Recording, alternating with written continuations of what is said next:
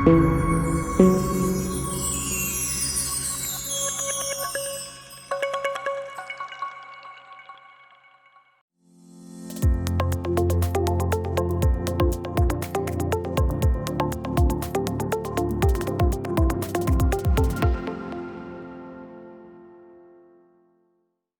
još jednom. Evo nas i na našem četvrtom panelu ove online konferencije o kružnom gospodarstvu.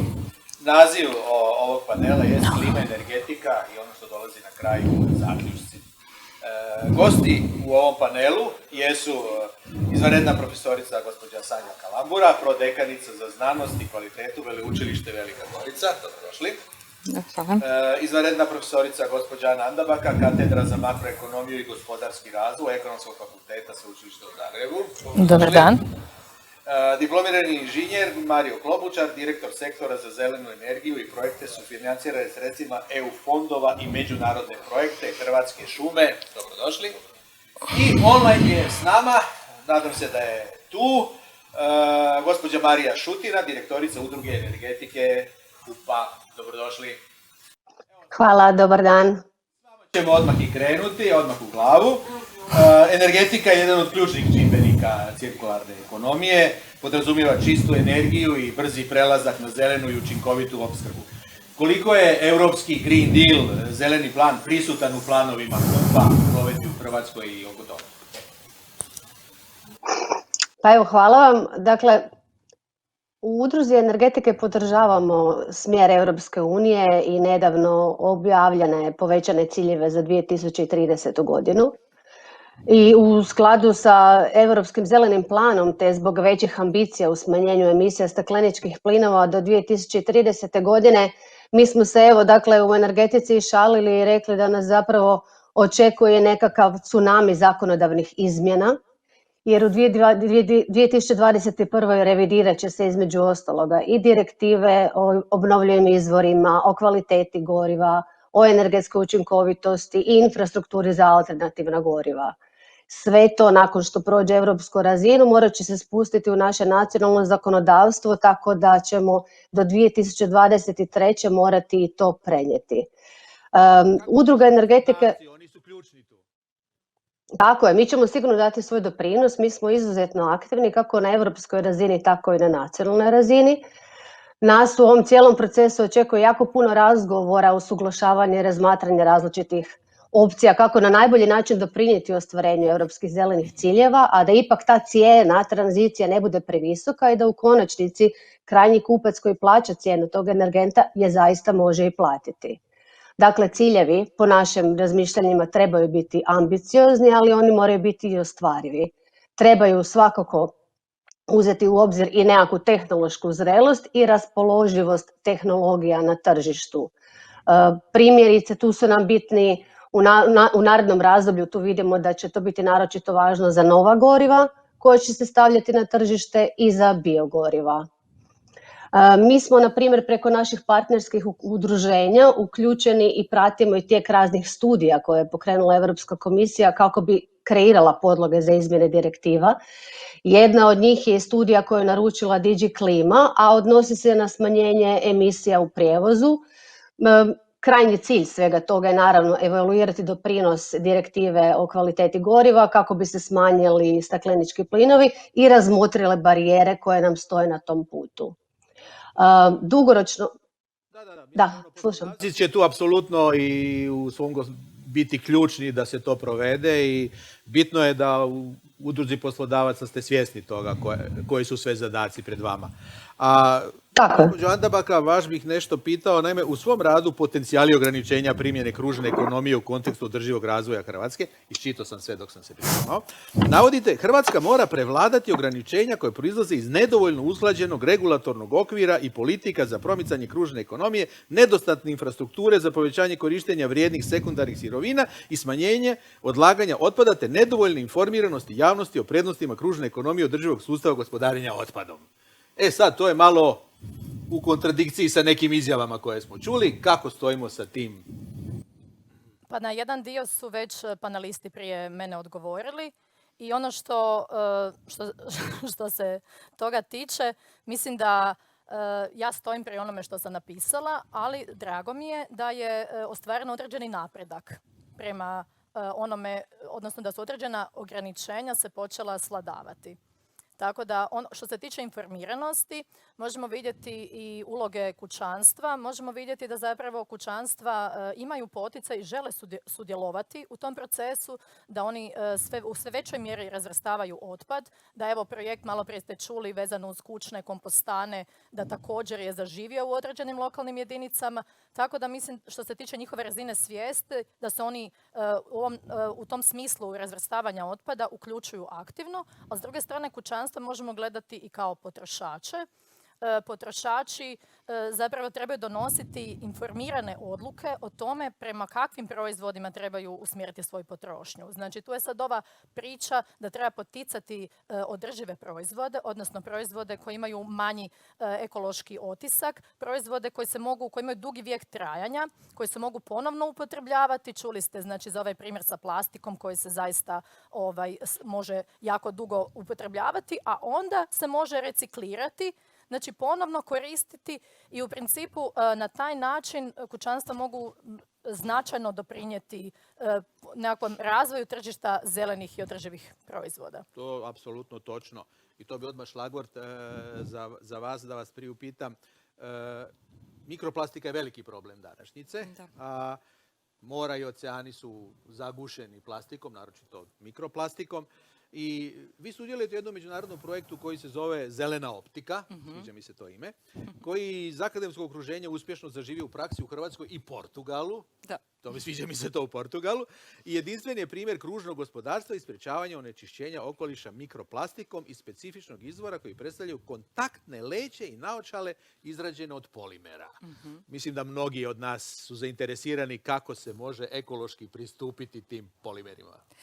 Pa da, evo, zahvaljujem na pozivu zapravo za sudjelovanjem i da imamo priliku progovoriti o jednom segmentu, jednom malom dijelu unutar sustava gospodarenja otpadom.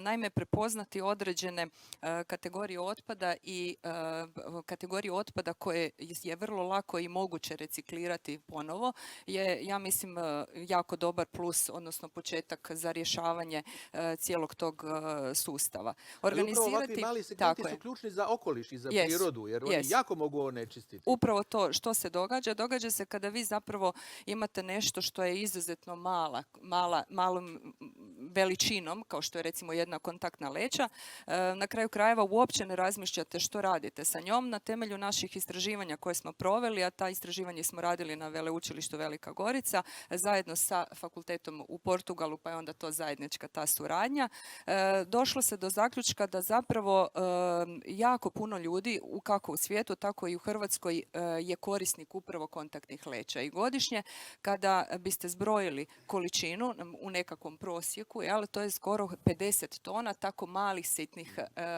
stvarčica.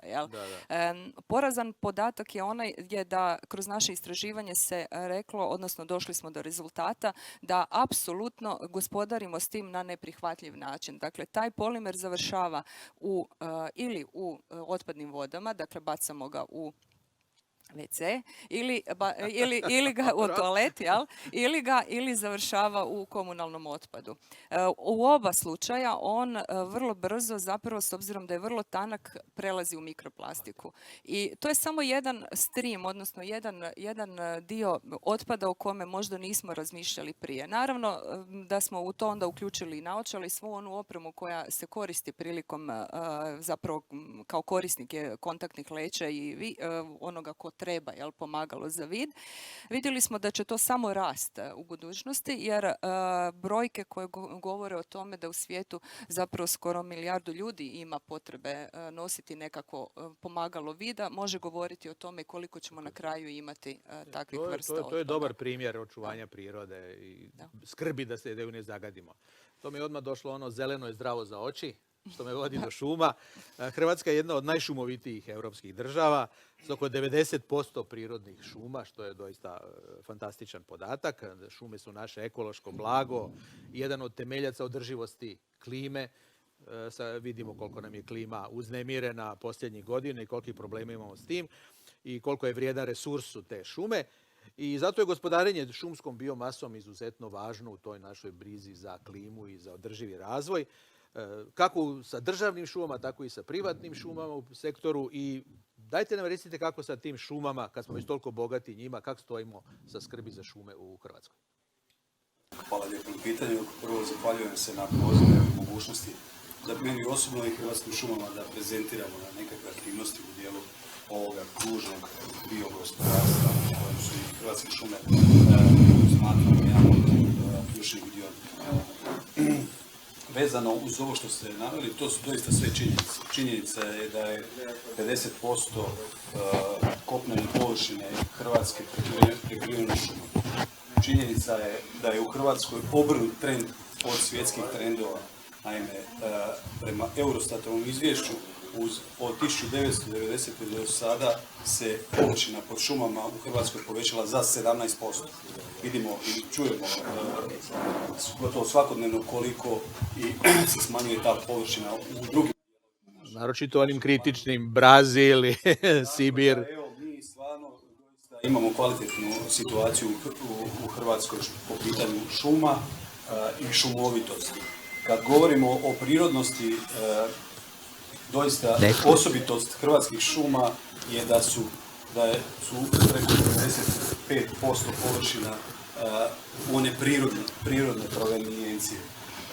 I možemo sa sigurnošću reći da su hrvatske šume posljednji bazen prirodnih šuma u Europi. To je stvarno privilegija koju mi kao građani možemo reći da uživamo. Što se tiče bioraznolikosti, zna se da 80% kopnene bioraznolikosti se nalazi upravo u šumama i šumskim ekosustavima.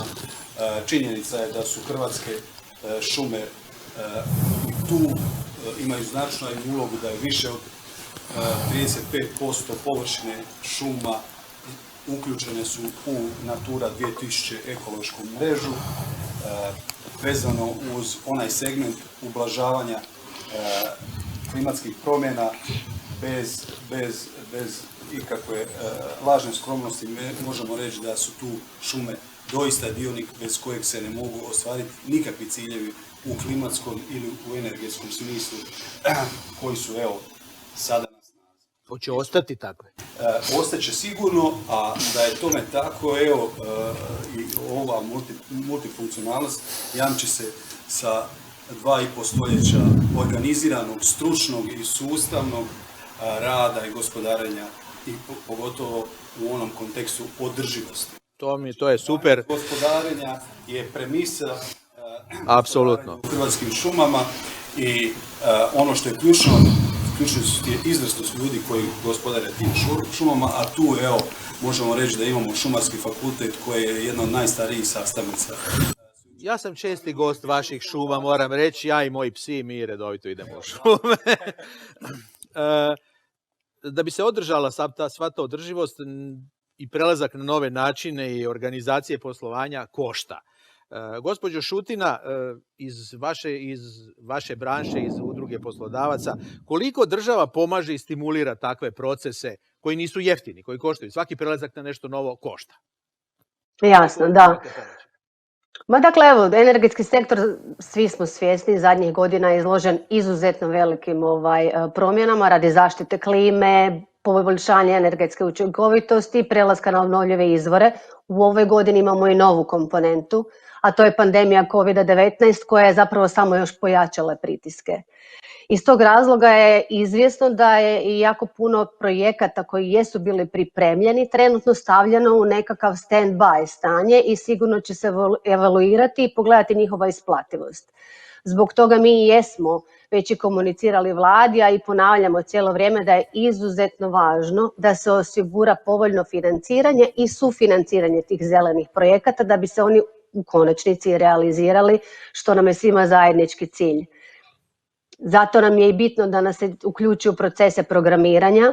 Očekujemo da će se ti zeleni projekti financirati i iz modernizacijskog fonda i iz višegodišnjeg financijskog okvira, a jednako važan nam je i plan oporavka za kojeg je i sama Europska komisija rekla da treba biti preko više od 1/3 orijentiran na dekarbonizaciju industrije i na promoviranje kružne ekonomije, kako bi dakle se još više svi zajedno usmjerili na klimatske potrebe. Imate podršku u institucijama za sve te stvari?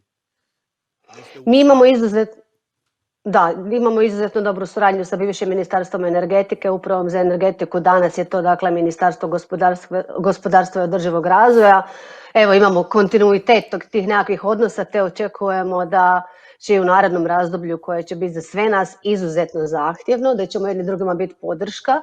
I isto tako nadamo se da će se i riješiti problem nedovoljnih kapaciteta, dakle u ministarstvu treba još ljudi jer se očekuje izuzetno veliki zakonodavni posao koji će morati odraditi, tako da se zalažemo i zagovaramo evo i taj dio. Nadam se da ćete ih i dobiti. Gospođa Andabaka, u ovom radu koji sam prije spomenuo, vi ste naglasili upravo probleme infrastrukture za povećanje korištenja vrijednih sekundarnih sirovina i odlaganja otpada.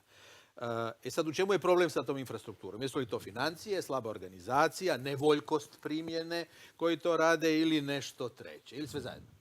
Pa evo za početak da kažemo da u biti korištenje sekundarnih sirovina koje se treba poticati, da nije problem samo nas kao članice Europske unije, nego se na razini cijele Europske unije, znači samo 12% materijala dolazi iz recikliranja. Znači, kod nas je to iznosilo, ta kružna upotrebna materijala, kod nas 2017. to iznosila je 5%. Znači, kako ćemo uopće u kružnu ekonomiju bez pa da. većeg korištenja? Tako da ne mislimo da samo kod nas je situacija tako zabrinjavajuća i to je bio jedan od motivacije da se Europskim zelenim planom poboljša situacija. Znači, ono što je kod nas specifično, mi zapravo sve više gradimo te reciklažna dvorišta koje su u biti skladišta otpada, a trebalo bi više ulagati u reciklažne centre koje onda uključuju i centre za ponovnu uporabu i koje bi trebali koristiti tehnologiju i opremu kojom bi se dobivale te vrijedne sekundarne sirovine i onda plasirale na tržište. Znači, što se tiče možemo razgovarati dalje ako taj preduvjet ne riješimo? A što se tiče financija, znači ovo što se tiče organizacije gdje je naglasak. Znači naglasak bi trebalo biti na takvim centrima umjesto na dvorištima i centrima koji zapravo se nastoje riješiti tog otpada. Što se tiče financija, kad financije nisu problem. Znači da bi išta napravili trebaju vam financije i ova situacija podrazumijeva i značajna i javna i privatna ulaganja, korištenje ovih sredstava kohezijske politike i sredstava ovog fonda za pravednu tranziciju. Znači ovo što su i ostali panelisti spominjali, znači mi trebamo učinkovito znati kako iskoristiti ta sredstva i usmjeriti ih u prave, adekvatne projekte. Naravno, ograničenje je ova situacija sa pandemijom i to je ograničenje u cijelom svijetu trenutno. Dobro, to je sad jedan vanjski dio na kojeg prije nismo mogli računati, ali onih malo posto koje ste spomenuli me šokiralo. Mislio sam da je mnogo veći posto. Mislim, gledajte, to je veliki raspon. Recimo, Nizozemska ima 29,9%, znači skoro 30%. Da. Tako da, ja isto kad sam gledala te brojke, ali to baš su i službene brojke u okviru Europskog zelenog plana, zašto bi trebalo promijeniti način na koji proizvodimo, a i trošimo, naravno. Kad se govori o tim materijalima i onome što se može reciklirati i ponovo upotrijebiti, osim ovih leća, još uvijek dobro vidim, nameće se pitanje koje su još specifične vrste otpada koje se zasebno mogu prikupljati i reciklirati, a da toga nismo ni svjesni. Evo, ja nisam bio svjestan oko ovoga sa ovim. Znači, vjerojatno ima još toga. Stalno se govori, ne znam, o papiru, staklu, plastici, organskom otpadu i to je to, ko da nešto drugo ne postoji. Koje su još te specifičnosti na koje ni ne mislimo, a koje se mogu prikupljati, reciklirati i ponovo upotrijebiti? Pa evo, ja bih se voljela nadovezati na ovo što je profesorica Andabaka rekla. Definitivno kad gledate jedno prosječno kućanstvo, jer govorimo ovdje, danas pričamo zapravo o komunalnom otpadu, odnosno onome što nastaje u kućanstvima, onda vrlo jednostavno možete doći do zaključka da bi zapravo sve mogli realno separirati i odvajati. No, pitanje je da li to radimo zbog demagogije ili to radimo zbog nečega što se zove kružna ekonomija. Znači, mi u principu moramo osigurati cijeli taj lanac. Taj lanac počinje, nemojmo zaboraviti, sa prevencijom nastanka otpada. Znači, to je početak cijele priče. Onda nakon toga dolazimo do ovog elementa koji je organizacija infrastrukture. Znači, osigurati mogućnost ljudima da stvarno mogu odvajati taj otpad. Pritom morate voditi jako puno računa o tome da postoje različiti životni uvjeti. Znači, ljudi koji žive u manjim prostorima imaju sigurno otpor, jer sad odjedanput imaju puno kanti, imaju puno posla oko toga. Podaci koji su porazni kada je u pitanju odvajanje otpada su podaci koji se vežu na to da zapravo ljudi nisu očito iz nekog razloga motivirani to raditi. Jer tko proizvodi taj otpad? Mi kao potrošači. Znači, ja sam ta koja sam odgovorna na kraju za tu brojku koja nije možda bila brojka Tu recikliranja. je upravo informiranost i obrazovanje ključni tako je. problem. Upravo Niko to. do sad od nas nije nosio maskice. Sad Sada smo kad svi- je tu kriza, kad znamo da je to, svi nosimo maskice. Što mi ovdje sad nemamo maske, to je zato što idemo uživo. Inače smo, dok razgovaramo izvan, svi smo nosili maskice, samo da potvrdim. Ali svi sad nose maske. Zašto ljudi još do sad nisu svjesni kritičnog stanja u koje smo doveli planet i civilizaciju, u kojem je nužno primjenjivati metode recikliranja, oporabe i Tako svega je. ostalog? Prvo, imate dvije su stvari. Jedna stvar je da imate jednu grupaciju ljudi koja je totalno nezainteresirana za ta pitanja, bez obzira što su stanovnici ove nama jedine i zajedničke planete. Je ona druga grupa ljudi koja je zainteresirana za to, opet se dijeli na nekoliko grupacija. Oni koji su ekstra zainteresirani, koji apsolutno dolaze do onih maksimuma, koriste maksimalno taj sustav. I imate onaj dio koji je prilično komotan sa životom 21. stoljeća. Znači, ti koji su komotni, oni vam često puta kažu, pa zašto da ja to radim, ne da mi se, nek to radi netko drugi za mene, ja plaćam da oni to odvezu. Znači, iza svega toga krije se upravo to da mi imamo nedovoljno razvijenu svijest o problemima koje zapravo taj otpad koji mi generiramo stvara našoj planeti. Otpad kao otpad i postupanje s otpadom je kulturološki problem. Znači, mi govorimo o plastici, ja moram reći kao kemičar, to je revolucionarni materijal. Ali postupanje s tim materijalom na kraju kada završi taj vijek, životni vijek tog proizvoda je katastrofičan. Sad, da li su plastičari krivi za to ili smo krivi mi koji smo u tom cijelom sustavu, to je sad veliko pitanje na koje bi stvarno Nuklearna trebali... energija je divna, osim kad je koristimo kao atomske bombe. Tako je, osim kad je Ana, vi ste koristite, htjeli da. Ja bih se nadovezala baš ovo vezano za kulturu. Znači, taj stav, to nije moj problem. Neka se to riješi netko kome ja plaćam, recimo komunalnu naknadu i tako dalje. To je zaista problem ovom prelasku na kružnu ekonomiju. I malo kad gledate te niske stope recikliranja, su biti, ako pogledamo ovako zemlje članice Europske unije, one koje su zadnje ušle, znači recimo 2004. pa nadalje, one su imale izuzetno niske stope recikliranja. Jednostavno to su zemlje, među kojima smo i mi, kojima ta kultura razdvajanja otpada jednostavno nije bila na neki način usađena. Jer se netko drugi brinuo za to. Znači, bilo je dovoljno da ti baciš u smeće, ne na cestu, a u drugim zemljama koje su puno ranije počeli se baviti, koji su na neki način i pioniri kružne ekonomije, to se puno ranije. Znači, čak i zakon o tom odvojenom sakupljanju otpada, recimo Njemačka je već 1994. donijela. Tako da kažem, nismo mi jedini, ali te zemlje, recimo, koje su imale niske stope, ove koje su se kasnije pridružile Europskoj uniji, su ujedno i zemlje koje imaju najniži indeks eko-inovacija. To je zanimljivo. Znači, mi smo krenuli s tim da to je tuđi problem. Ja se nadam da paneli i konferencije kao što je ova će doprinijeti malo tom širenju spoznaja o nužnosti Da, ali zanimljivo je, Slovenija je uvela telefon gdje su ljudi mogli nazvati i dobiti odgovor na to zašto trebaju odvajati otpad. I kad su čuli da se na taj način stvaraju nova radna mjesta, da to ide u nekakav postupak koji doprinosi okolišu, lakše im je bilo prihvatiti takav postupak. Naši ljudi isto nekad traže informacije, evo, gdje ćemo tetrapak ubaciti? Da li to ide u papir, jel kao piše FSC znak, znači da se tu održivo upravlja šumama, ako je šuma možda je povezano s papirom, a opet ima i plastike, pa googlaju. Znači, trebalo bi olakšati. Spominjemo šume. Da, trebalo bi olakšati nekako pristup informacijama. Apsolutno, da. I bombardirati ljude informacijama. Da, ali poduzećima, zato što i poduzeća koja su, prvo, jedan dio poduzeća uopće nisu imali predodžbu zašto bi trebala preći na kružnu ekonomiju. Znači, gdje je tu isplativo za njih, koje su koristi, kako će to naprediti njihove poslovne procese. procese, to je. a oni koji su htjeli, tražili informaciju o eksternim izvorima financiranja, rekli su da su naišli na malo, više od pola njih, da je bilo vrlo malo ili uopće nisu mogli naći Opet smo na informacije. lovi, jel? Ma da, A uvijek se vrati. Vratimo se na šume. Evo, šume.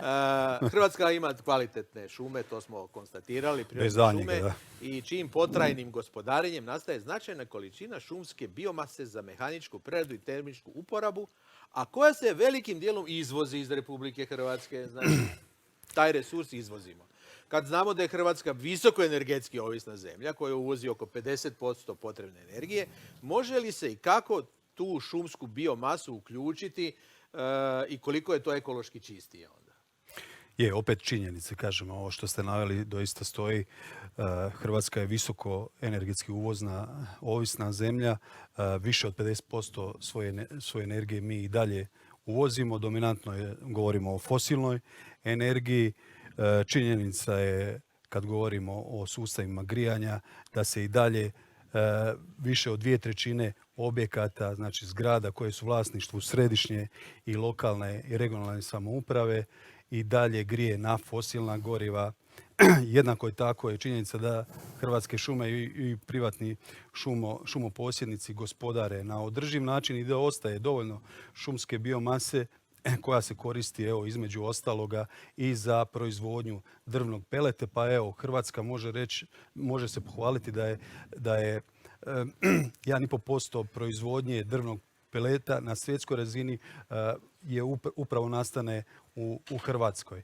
Međutim, žalosno je da 90% tog peleta se izvozi van, pa svi oni okolišni i energetski benefiti se ostvaruju izvan Hrvatske, umjesto da, evo, mislimo da postoji ogroman prostor i potencijal upravo za ovakav oblik energije da se upražnjava, pa prvenstveno u objektima koji su u vlasništvu javnog sektora. Govorimo o činjenici da je u državnom proračunu za 2020. godinu na stavci energija i ostali materijalni troškovi rezervirano 6 milijardi kuna. 6 milijardi kuna, a godišnja proizvodnja ovih 400.000 tona drvnog peleta je negdje vrijednosti 600 milijuna kuna. Znači, to je 10% nečega se po nama, evo, možda ne sa velikim naporom može plasirati u objekte javnog sektora i na taj način ostvariti ovi ekološki i energetski benefiti kod nas, a ne negdje u tom izvozu. U ovom slučaju izvoz nije nešto što je pozitivno. Ono što smo mi, naravno, kao društvo u vlasništvu države mogli učiniti je krenuti od sebe. Mi imamo dovoljno objekata u svojem vlasništvu gdje jednako je zastupljeni su sustavi na fosilna goriva. Mi smo u zadnje 2 godine u 80 objekata takve sustave zamijenili sa okolišno prihvatljivim, gdje koristimo drvni pelet od lokalnih proizvođača. Na taj način, evo, i možda omogućujemo i njima nekakvu egzistenciju i taj i dalje dio zapošljavanja na ruralnim područjima. To je dobar primjer kako možemo koristiti i to me odmah navodi da gospođu Šutinu upitam koliko unutar Hrvatske udruge poslodavaca postoji ta jedna koordinacija i cirkuliranje informacija.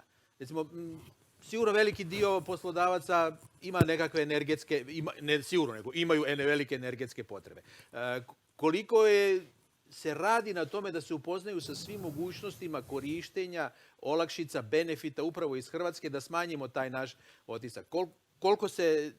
Kolika je spremnost da se tako nešto učini u Hrvatskoj, da se dogovara i koordinira i koliko uopće se može očekivati da se taj ambiciozni europski plan Europe da postane klimatski neutralni kontinent do 2050. godine provede kroz naše gospodarstvo?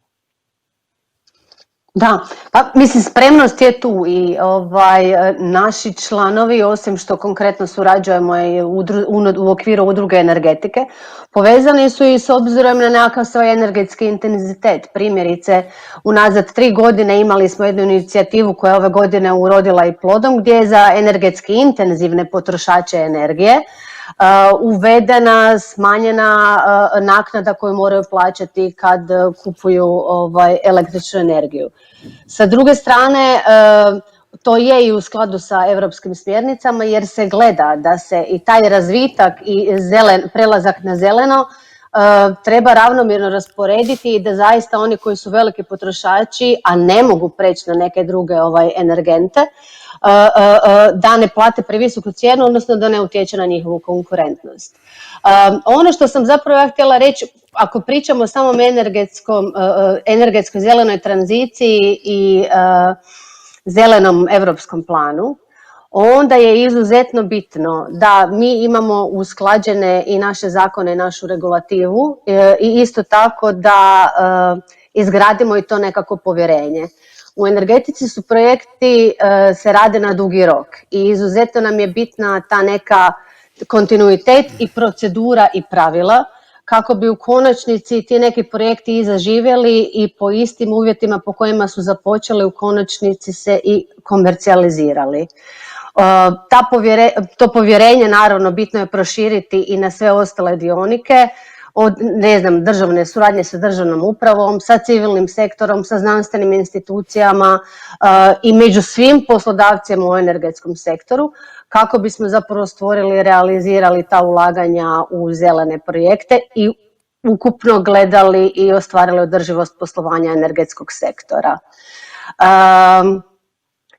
Evo, još mi je samo možda jedna bitna stvar koju bih htjela reći. Energetski sektor se gleda kao neki sektor koji stvara veliku količinu emisija, ali energetski sektor je poduzeo niz koraka da bi smanjio te svoje emisije, te ga u ovom trenutku ne bi trebalo gledati kao na suparnika, nego dapače kao na partnera, neizostavnog partnera s kojim ćemo u nekakvom zajedničkom djelovanju smanjiti emisije i ostvariti europske ciljeve i do 2050. godine postići tu našu zajedničku klimatsku neutralnost. Pa ja se nadam da ćemo uspjeti, iako ovako u dubini duše se bojim da to baš do 2050. nećemo, ali da ćemo puno napraviti, to sam siguran. Gospođo Andabaka, koje su u Hrvatskoj najveće ograničenja u primjeni kružne ekonomije? Evo, vi ste već naveli glavna ograničenja, ali da nekako pojednostavimo ovu priču, zapravo ta slaba startna pozicija nam je definitivno ograničenje. Ali kao što je jedan panelist prije rekao, tu je situacija da se radi o maratonu, pa evo, možemo se tješiti time da, iako nema puno vremena, da postoji mogućnost da stignemo. Ono u čemu se vidi da zaostajemo je to značajno odstupanje od prosječnih vrijednosti koje postoje za Europsku uniju.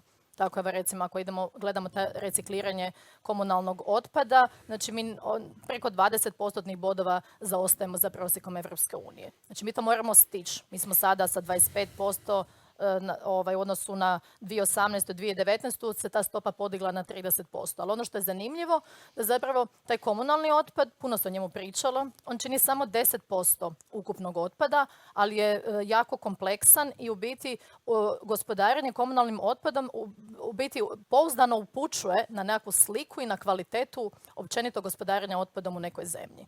Ali šta mogu i s jedne strane kućanstva, a s druge strane gospodarstvo očekivati u idućem periodu? Sa čime će se suočavati? Šta mogu očekivati?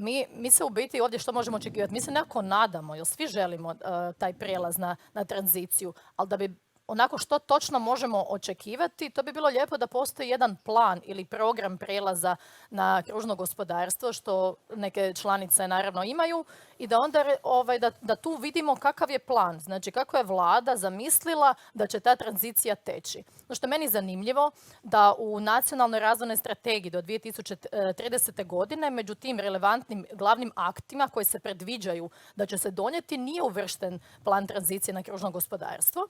Znači, postoji program razvoja kružnog gospodarenja prostorom i zgradama za razdoblje od 2021. do 2030. ali nekakav konkretan akcijski plan vezan za kružno... Upravo sam to očio, pa sam vas htio to baš to pitati. Može se reći da oni u svim tim programima imaju neke elemente kružnog gospodarstva, ali trebalo bi se znati da uopće znamo što očekivati. Znači, trebalo bi donijeti nekakav plan znači možda ova konferencija doprinese tome da oni uključe, jer je to nekakav okvir, znači može se još i tek je predstavljeno 11. je predstavljen nacrt, možda se može utjecati da uključe i takav jedan dokument, da onda zaista znamo što možemo očekivati. Ovo je nešto čemu se možemo nadati. Ja se svakako nadam da će tijela javne uprave povećati udio vrijednosti zelene javne nabave u ukupnoj javnoj nabavi i na taj način postati ogledni primjeri. Znači, taj iznos je manje od 10% bio. To bi bilo krucijalno. Da, jer to je ono put your money where your mouth is. Znači, pokaži primjerom i uloži, a s druge strane potiču tržište. Ono što mi možemo očekivati, na čemu trebamo raditi, to da u biti da što više ljudi ima što više informacija, pa evo recimo baš vezano za ove eko oznake kao što su FSC ili EU Eco Label, postoje proizvodi u kojima razlika ili isto koštaju, nekad su samo kunu skuplji, ali ljudi ne znaju šta značu te eko oznake i jednostavno ne odabiru takva proizvoda, a vjerujem da bi. Tako da, kad se tiče ovog procesa, mi smo svi sudionici. Znači, bilo mi kao potrošači, Niko nije izvan. kao dio kućanstva, apsolutno svi. Znači, svi smo mi sudionici, bili kao poduzeća ili kao građani u obliku kućanstva potrošača, svi sudjelujemo, a naravno očekujemo od vlade nekakve jasne smjernice, jer kad neko ima nekakav plan, iako papir svašta trpi, znači sve može biti na papiru, ali opet imate osjećaj, on može na taj način utvrditi smjer, znači smanjiti neizvjesnost, smanjiti rasipanje sredstava, da se sada ta sredstva nisu predviđena za neke druge stvari, nego predanost pokazati i opet utvrditi pokazatelji koji će pratiti napredak prema postavljenim ciljevima. A sve ono što mi tu radimo se zrcali zapravo na prirodi i okolišu. To se vidi. Evo, u zadnjih vrijeme smo jako svjedoci pritiscima koji trpe šume. To su masa prirodnih nepogoda koje utječu na šume, uvjetovano posljedicama ubrzanja klimatskih promjena. Pa su to onda biljne bolesti koje dolaze, štetnici, požari, oluje, sve ono čega nismo imali. To je posljedica zapravo i svih ovih djelovanja koje imamo. Klizišta sam zaboravio spomenuti. Borba s tim traži i velika sredstva. Evo sad vidimo tamo i u Splitu šta se radi sa svi koji su došli, imamo se more sa ovim.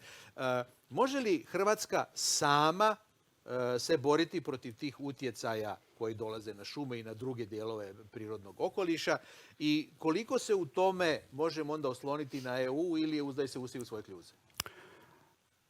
Upravo ste svi ovi izazovi koji ste nabrojali s kojim se i hrvatsko i europsko šumarstvo bori prerastaju mogućnosti konkretno trgovačkog društva u vlasništvu države Hrvatskih šuma. Upravo iz tog razloga zadnjih 5-6 godina su se Hrvatske šume iz temelja okrenule prema europskim fondovima kao izvoru financiranja i kompletna nekakva planska aktivnosti, planski programi i projekti za nadolazeće razdoblje upravo su okrenuti ka EU programima. Za nekakvu pravo u ovakvom razmišljanju vidimo i u ovom više puta danas spominjanom Europskom zelenom planu koji je, evo, vjerujem da svi znaju da je koncipiran na 24 stranice sa 50 vrlo jasnih koraka kako doći do klimatske neutralnosti do 2050. Međutim, ono što je s našeg aspekta bitno je da je na tih 24 stranice na 21 mjestu su spomenute šume i šumski ekosustavi. Znači, to sigurno govori u prilog tome koliko je ovaj sustav bitan za ostvarivanje svih ovih klimatsko-energetskih ciljeva i koliko su bitni za ubrzavanje toliko željene energetske tranzicije. Vidjeli smo i da je do 2030. Prije mjeseci po dana taj cilj u smanjenju emisija stakleničkih plinova sa 40% dignut na 55%, ali upravo baziran na metodologiji uključivanja i ponora ugljika gdje šumski ekosustavi sudjeluju sa 30%. Naime, 30% emisija koje se emitiraju stakleničkih plinova u Hrvatskoj ponire u šumskim ekosustavima. Znači da nema šumskih ekosustava, da daleko bi bili od bilo kakvih ciljeva i odnosno ostvarivanju realiziranih tih. Svi ovi naši ciljevi i ovo što radimo oko kružnog gospodarstva je zapravo sve to radimo pa ne toliko zbog nas, koliko radimo zbog mladih i generacija koje dolaze i budućnosti, mislim. Educiranje najmlađih o održivom razvoju i kružnoj ekonomiji je krucijalno zapravo za našu budućnost i za daljnji razvoj. Vi ste kao vrhunska znanstvenica uz brojne svoje radove uspjeli prirediti 3 slikovnice i didaktičku igračku o tome. I sad, koliko su naše mlade generacije upućene u kružnu ekonomiju i koliko još trebamo raditi s njima da bismo postavili te temelje za budućnost? Pa naše mlade generacije dobro prepoznaju problematiku otpada i općenito onoga što je samo jedan dio te kružne priče, odnosno kružne ekonomije.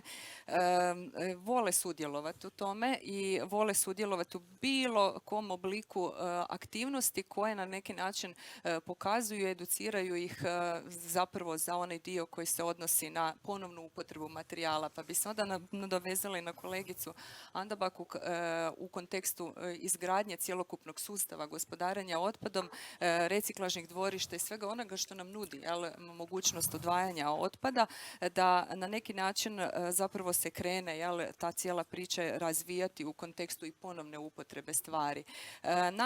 Koliko je poznat pojam njima kružnog gospodarstva? Manje, to moram priznati da je. Na početku, pogotovo dok smo koristili cirkularna ekonomija, dok nismo našli nekako hrvatski izraz, još je bilo manje poznato, ali svaki oblik informiranja i edukacije nas tjera naprijed. Ja sam dugo u ovom procesu educiranja i strateškog zapravo pristupa i planiranja, gledanja različitih fokus grupa, jer vi se morate obratiti svakom čovjeku, obraćate se na drugačiji način. Mi smo detektirali različite fokus grupe u potrebi zapravo educiranja u ovoj priči oko kružne ekonomije, odnosno kružnog gospodarstva, i vidjeli smo da svakome treba drugačije pristupiti sa nekakvim različitim materijalima. Neki se vole igrat, to su zapravo djeca koja kroz igru uče, a neki vole čitat, to su te slikovnice, neki vole stručno štivo, a neki na kraju krajeva ne žele da ih se educira, nego da ih se informira. A onda on donosi odluku što će zapravo napraviti. Ono što je bitno je da smo mi zapravo startali, kao što je rekla kolegica, to se slažem, mi startamo kasnije od drugih europskih zemalja. To ne znači da ne možemo neke stvari stići, jer imamo iskustva drugih, ali stvarno treba voditi računa o tome da je nekim dobrim primjerima europskih zemalja trebalo 40 godina da dođu do ovoga postotka. I fenomen je da oni sad stoje na tom postotku odvojenog prikupljanja, ne idu dalje. Znači, došli su do tog svog plafona, odnosno limita. Ja duboko vjerujem da možemo. Jako puno se radi na edukaciji, jako je bilo puno projekata kroz prošli period upravo na edukaciji građanstva i informiranja građanstva kako i na koji način zapravo odvajati i reciklirati otpad. Evo, ja se nadam da će ovaj naša konferencija pridonijeti svemu tome. Evo, ovaj 4. panel isto tako smo malo priveli kraju. Ja ću vas podsjetiti da su gosti u 4. panelu bili gospođa Marija Šutina, direktorica Udruge energetike HUP-a, izvanredna profesorica doktorica Sanja Kalambura, prodekanica za znanost i kvalitetu Veleučilište Velika Gorica, izvanredna profesorica doktorica Ana Andabaka, katedra za makroekonomiju i gospodarski razvoj Ekonomskog fakulteta Sveučilišta u Zagrebu i diplomirani inženjer gospodin Mario Klobučar, direktor sektora za zelenu energiju i projekte sufinancirane sredstvima EU fondova i međunarodne projekte Hrvatskih šuma. Time smo konferenciju nekako priveli kraju i ostalo je ono što uvek šlag dolazi na kraju, da damo pokušamo dati nekakav zaključak vas što mislite o svemu tome. Dakle, brzo, kratko, gdje se trenutačno sada nalazimo oko kružnog gospodarstva i što možemo očekivati pozitivno ili negativno da se do 2050. događa u Hrvatskoj sa kružnim gospodarstvom. Hoćemo prvo sa vama online, gospođo Šutina. Hvala. Pa evo, dakle, dekarbonizacija industrije i kružno gospodarstvo su i u ovom planu oporavka Europske komisije navedeni kao prioritet. To se treba realizirati, spustiti na nacionalnu razinu. Očekuje nas jako puno posla, jako puno međusobnog usuglašavanja i razgovora da bismo pronašli najbolji način kako smanjiti emisije i kako povećati našu klimatsku, smanjili te emisije, u konačnici došli i dakle do klimatske neutralnosti. Eto, vjerujem da smo dosadašnjim procesima izgradili dobar odnos, da ćemo nastaviti graditi povjerenje, kako poslodavci, tako i državna tijela, institucije, civilni sektor, jer bez realizacije zelenih projekata u pitanje naravno dolazi i ostvarenje naših europskih ciljeva. Hvala. Gospođa Andabaka. Hvala. što se tiče napretka, ja sam totalni optimist i mislim da mi zaista imamo jako sposobne poduzetnike, znači oni uredno preživljavaju, ostvaruju čak i dobit. Tako da oni će se prilagoditi, ali u tom procesu svakako im je potrebna potpora. I to ne mora biti uvijek financijska potpora, ali nekakva potpora koja će doprinijeti umrežavanju i ovako nekakva platforma gdje će se moći dijeliti znanje je također oblik potpore koji se treba poticati. Što se tiče nas građana, mislim da, da se svi trebamo također uključiti. Meni je pun gepek robe koju ću podijeliti. Znači, svi u biti trebamo funkcionirati na takav jedan način i svako od nas može nešto napraviti u tom smislu. Što se tiče akademske zajednice, mislim da bi trebali sve više raditi na tome da uvodimo i kolegije koji će zastupati ovu materiju. Znači, mi planiramo uvesti kolegij kružna ekonomija, a Švedska davno već ima model, kolegij poslovni modeli u kružnoj ekonomiji. Znači, tu vidite već kako je neko krenuo od toga. Znači, razina svijesti je svakako puno veća, ali svako od nas je dionik koji može doprinijeti i ja zaista vjerujem da će svako od nas doprinijeti u skladu sa svojim mogućnostima. Da. Hvala. Gospodine Klobučar? Pa ja dijelim isto optimizam sa prethodnim sugovornicima. Doista imamo povijesnu priliku da i mi kao društvo se možda redefiniramo iz temelja.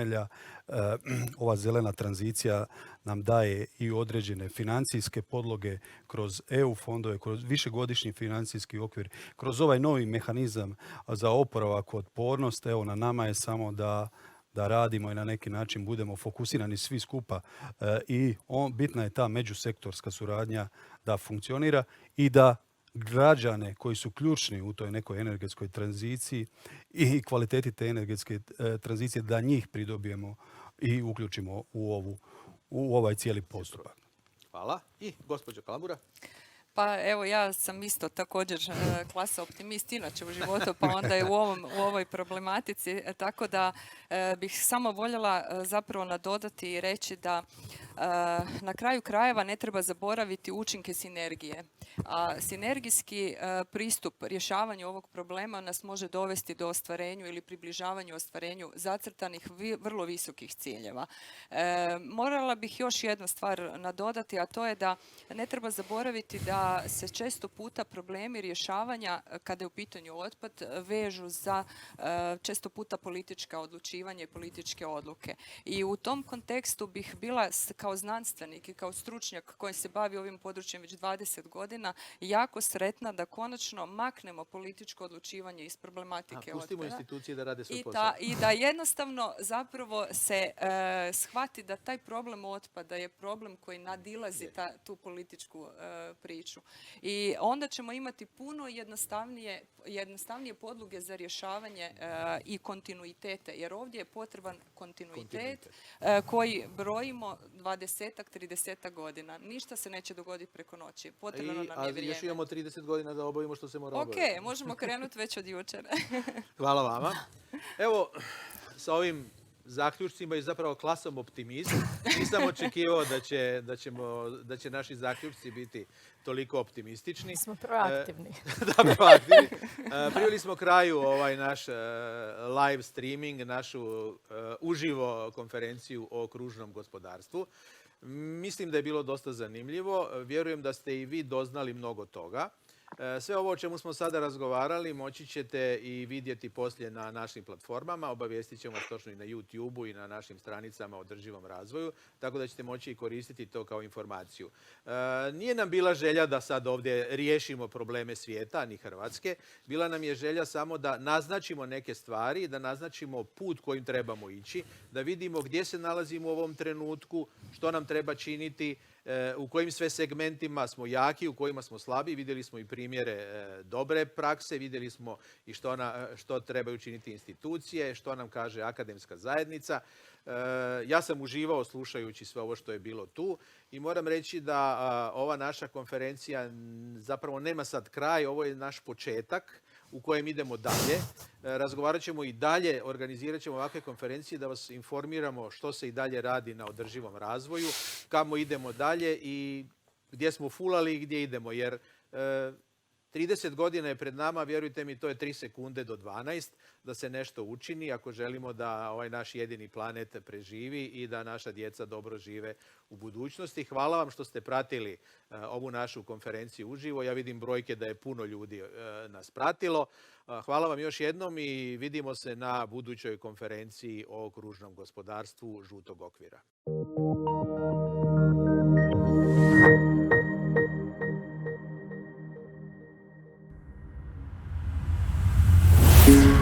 Thank you.